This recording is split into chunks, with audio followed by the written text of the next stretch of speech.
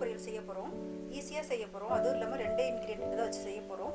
இது எப்படி செய்யறதுன்னு பார்க்கலாம். இந்த வெண்டைக்காய் ஒரு 1/4 கிலோ எடுத்துட்டு இப்படி குட்டி குட்டியாக கட் பண்ணி வச்சுருக்கேன். எப்படி கட் பண்ணுறதுன்னு நான் காமிக்கிறேன்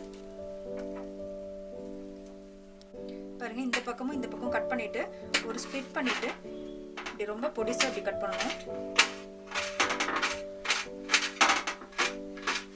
கழுகிட்டு நல்லா தண்ணியில் நல்லா கழுகினதுக்கப்புறம் ஒரு துணியில் போட்டு அந்த ஈரத்தெல்லாம் தொடச்சி எடுத்துடணும். அப்போ தான் வந்து வளவளப்பு இல்லாமல் இருக்கும் வெண்டைக்காய்.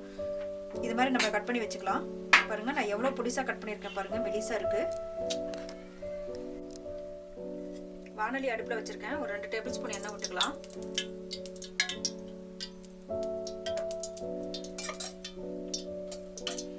எண்ணெய் காஞ்சிருச்சு, கடுகு கொஞ்சம் போட்டுக்கலாம்.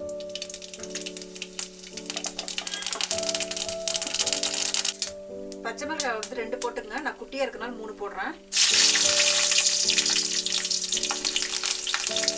கருவேப்பிலை பொரிஞ்சிருச்சு. இப்போ நம்ம இது வெண்டைக்காய் ஆட் பண்ணிடலாம்.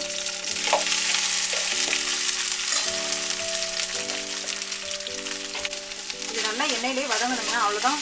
இது வேற எதுவும் நம்ம ஆட் பண்ண போகிறது இல்லை. இதோட நம்ம தேங்காயும் உப்பு மட்டும் தான் கடைசியில் ஆட் பண்ண போகிறோம். ஈஸியான வெண்டைக்காய் பொரியல், அதே டைமில் ரொம்ப டேஸ்ட்டாகவும் இருக்கும். உங்களுக்கு இன்க்ரீடியன்ட் ரொம்ப கம்மி. வெண்டைக்காயும் தேங்காய் மட்டும்தான் இருக்குது. 2 இன்க்ரீடியன்ட் மட்டும்தான்.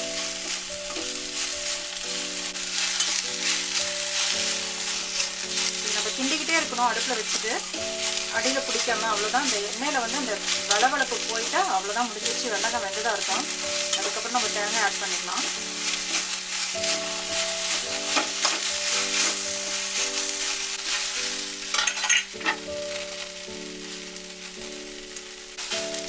ஃபஸ்ட்டு போடும்போது உங்களுக்கு வளவளப்பு இல்லாத மாதிரி இருந்துச்சு. இப்போ பாருங்கள், வளவளப்பு இருக்குது. ஒன்னோட ஒன்று போட்டு வச்சுருக்க மாதிரி இருக்குது வெண்டைக்காய்.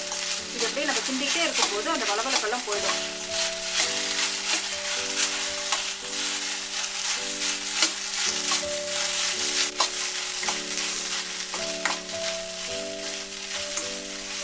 இதில் வந்து இம்பார்ட்டன்ட் என்ன அப்படின்னா, அதை வந்து நம்ம கழுகிட்டு நல்லா துணியில் வந்து நல்லா தொடச்சிடணும். அந்த ஈரம் போயிடணும். இல்லைன்னா ரொம்ப வளவளப்பாயிட்டு காய் வந்து வதங்கி இந்த மாதிரி தனியாக வரத்துக்கு ரொம்ப லேட் ஆகிடும்.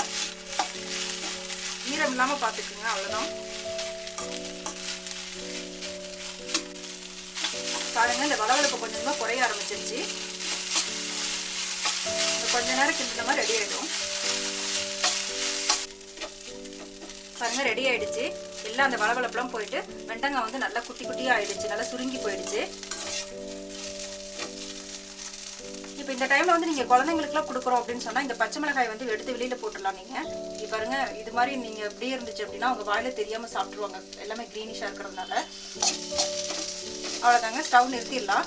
நிறுத்திட்டு இப்போ நம்ம அதுக்கு உப்பு சேர்க்கலாம். தேவையான அளவுக்கு கொஞ்சமாக போட்டால் போதும், ரொம்ப தேவையில்லை. உங்களுக்கு டேஸ்ட்டுக்கு தகுந்த மாதிரி நீங்கள் உப்பு ஆட் பண்ணிக்கோங்க. தேங்காய் நான் போடுறேன். ஸ்டவ் ஆஃப் பண்ணிட்டு தான் இது போடணும். அவ்வளோதான், இது முடிஞ்சிருச்சு. பாருங்கள், இப்போ நீங்கள் தேங்காய் எது போட்டாலும், இந்த ஈரமான பொருள் போட்டாலும் உங்களுக்கு தனித்தனியாக இருக்கும். ஏன்னா நல்லா எண்ணெயிலே வதங்கி அந்த வளவளப்புலாம் போயிடுச்சு. 5 நிமிஷத்துல நம்ம ரெடி பண்ணிடலாங்க. இன்க்ரீடியன்ட் ரொம்ப கம்மி, அதே டைமில் சீக்கிரமாகவும் செஞ்சு முடிச்சிடலாம். இந்த காய் கட் பண்ணுறது மட்டும்தான் கொஞ்சம் டைம் எடுக்கும். வெண்டைக்காய் பொரியல் ரெடி ஆயிடுச்சு.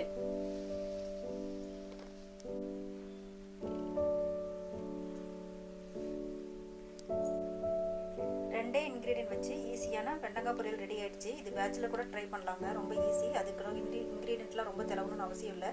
இது மாதிரி நீங்களும் செஞ்சு பார்த்துட்டு உங்கள் கமெண்ட்ஸ் சொல்லுங்கள். தேங்க்யூ.